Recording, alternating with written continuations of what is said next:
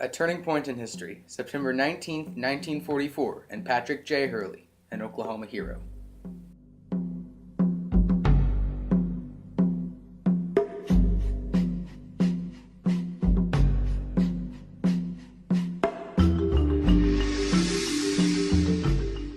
Born January 8th, 1883, in the Choctaw Nation, the son of Pierce O'Neill Hurley, a coal miner and sharecropper, and Mary Kelly, Patrick was orphaned at age 11. Hurley studied at the Indian University in Muskogee and obtained a law degree in 1908 from National University in Washington, D.C. After graduation, Hurley founded a law practice in Tulsa, served in World War I, and in 1919 met and married Ruth Wilson, daughter of Admiral Henry Wilson, with whom he had 4 children.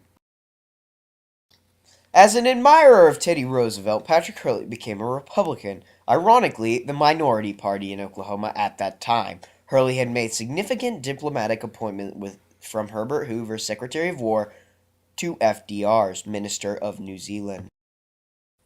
Patrick J. Hurley stepped off the plane, and right in the middle of a feud. Vinegar Joe and the Generalissimo hated each other. General Stilwell referred to the leader of the Chinese National Party as, quote, the peanut, end quote. Pat Hurley's mission from Roosevelt to, quote, support the recognized government, keep it from collapsing, and to bring about the unification of the nationalist and communist forces, end quote.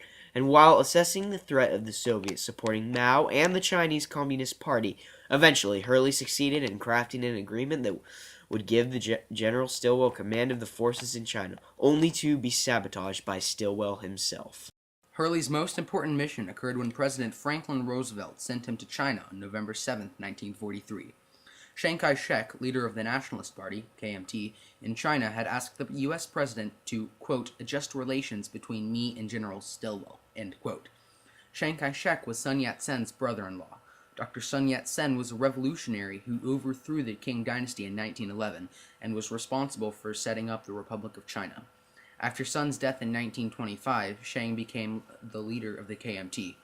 Chiang reunified most of China under a national government based in Nanjing. General Joseph Stilwell, known as Warren to his family and Vinegar Joe to his subordinates, was the outspoken commander-in-chief of the American Army in the China-Burma-India Theater, CBI. World War II was still raging and the U.S. was fighting Japan. The U.S. General Joseph Stilwell wanted Chiang Kai-shek to build a coalition government with the Chinese Communists under Mao Zedong. A Chinese coalition government was necessary to enable the Allied forces to more effectively fight the Japanese in the Pacific Theater.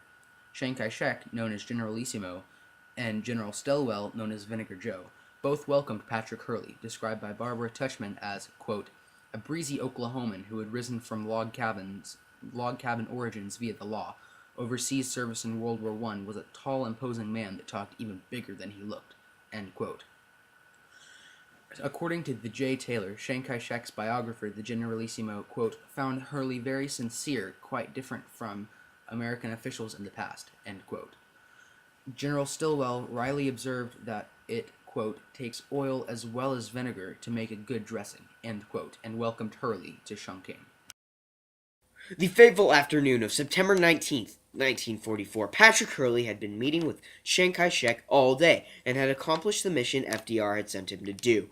Chiang was about to hand over command of the Chinese army to General Stilwell.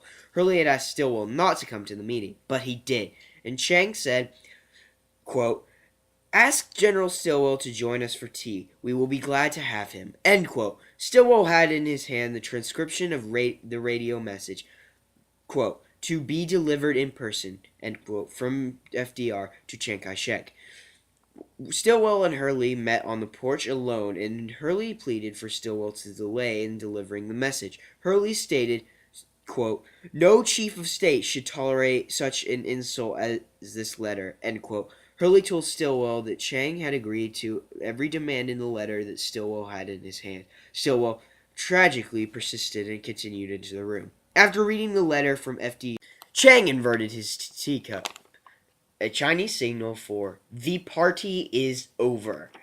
After everyone else left, Chiang burst into, quote, compulsive and stormy sobbing, end quote, and wrote in his diary, quote, my heart is broken, end quote.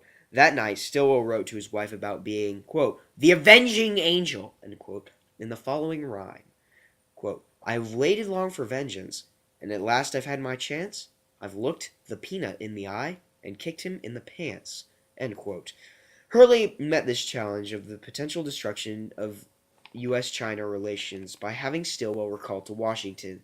Stilwell publicly said he had been Hurleyed out of China. Hurley worked with Chiang Kai-shek and Mao to build a united democratic China. His efforts, although ultimately unsuccessful, are no less heroic. Had Patrick Hurley not been undercut by the State Department, the history of China could have been different, and the communists may have been part of a coalition government.